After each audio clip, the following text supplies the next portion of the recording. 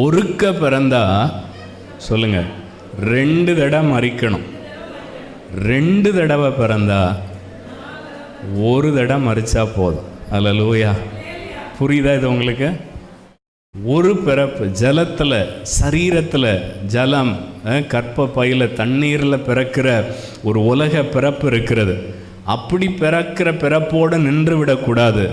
நிக்கோதேமோ 3வது அதிகாரம் யோவான் சுவிசேஷம் ஆண்டு சொல்றார், நீ மறுபடியும் பிறக்கணும்னு சொல்லி. மறுபடி பிறக்கிறது என்ன பிறப்பு?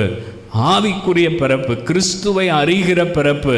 ஒரு மனுஷன் 90 வயசுல கிறிஸ்துவை அவன் அறிந்து கொண்டாலும் அவன் அப்பந்தான் குழந்தையா பிறக்கிறான் அப்படின்னு வசனம் சொல்லுது. இப்படி பிறக்கிறவர்களுக்கு ஒரே ஒரு மரணம் தான், இந்த சரீர மரணம் மாத்திரம். அல்லேலூயா.